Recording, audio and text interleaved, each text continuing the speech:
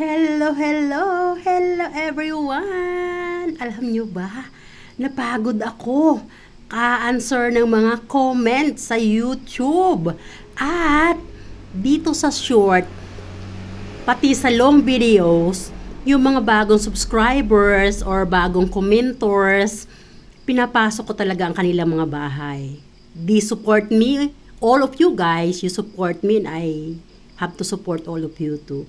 So dahil napagod ako, kako-comment, kapapasok sa mga channel nyo, ayan, gumawa ako ng sarili kong cheese stick. Guys, alam nyo ba? At ito naman ay mozzarella cheese dip. At meron akong drinks, beetroot tea. Pakita ko sa inyo guys kung gaano pa ito ka-cheesy.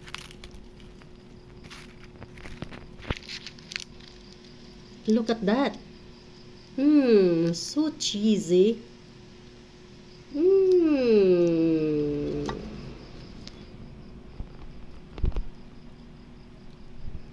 Ayan. At super crunchy. Sarap.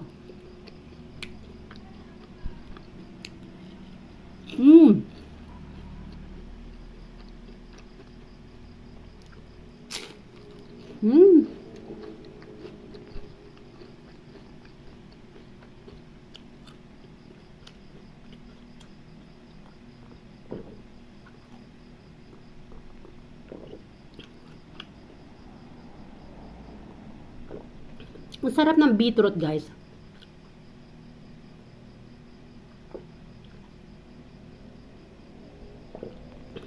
This is for hemoglobin. Sobrang sarap na aking cheese stick. Kuya, come here. Let's merienda. My little boy. Say hi. Say hi to them. Say hi. He just get up. He came from the school. Kuya, ang sarap ng cheese stick ko.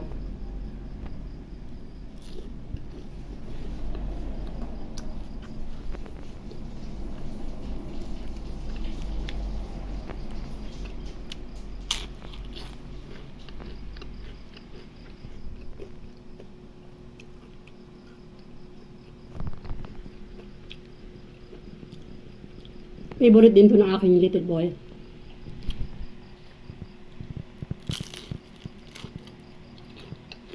Sarap guys, promise.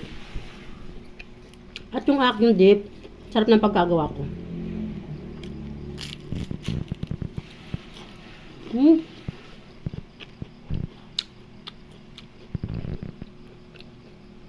Kuya, come here.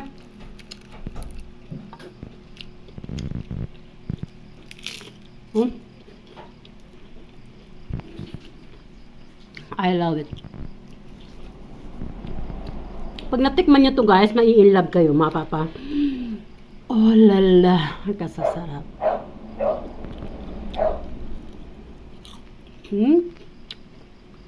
Harap. Sarap kuya. A little bit. Yan. Very messy yung hair niya, pero gwapo, diba? Diba? Handsome boy. Kamukha ko ba? Lumalaki siya, kamukha ko na siya. Kuya, dip mo. Sarap. Diba sarap?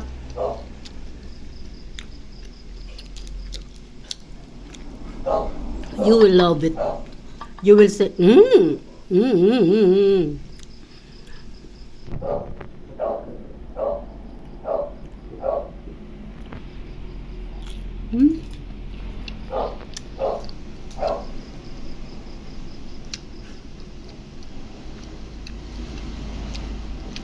Sarap guys, mapapasayaw ko talaga rin ganito.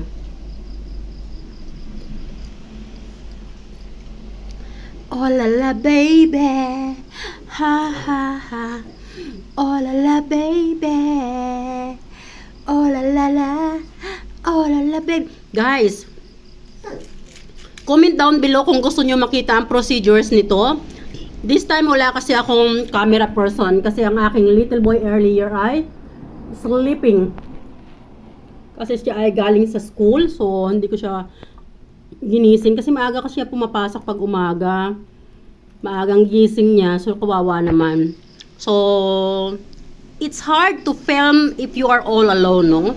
If you are making a video, then you're all alone. It's quite difficult, no? Yeah. So comment down below if you want the procedures and ingredients nito. Then we are going to make the film, huh? Comment down below, no problem. Don't hesitate. And comment more a little bit longer, please.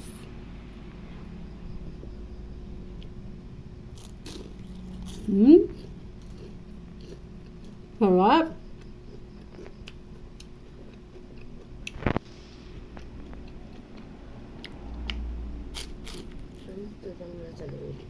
Cheese.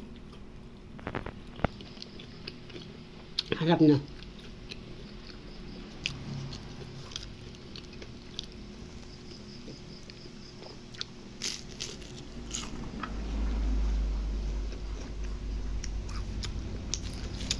Ginupitan ko yung hair ko, guys. Alam nyo ba? Akala nyo cooking lang ang talent ko, no? Pati haircut. Hair ko lang.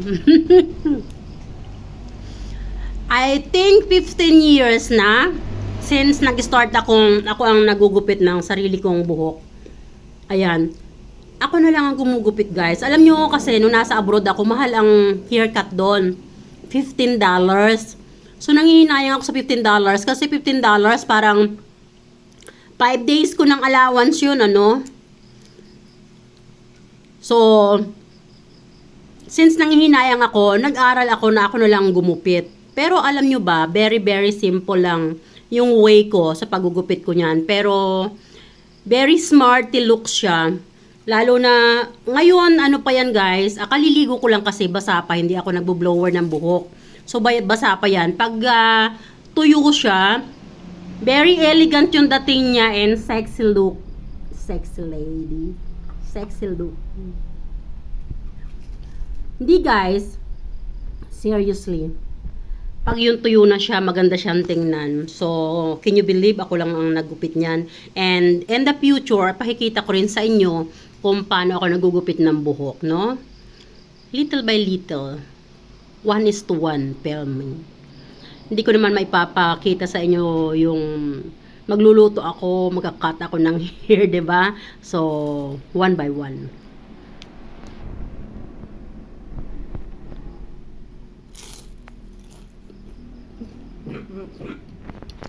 Hap.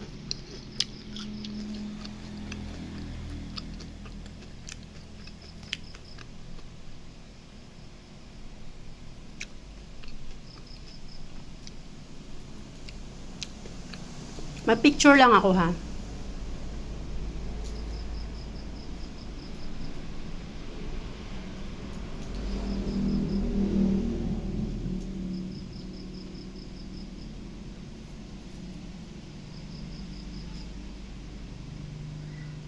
Kasi I have to say bye-bye.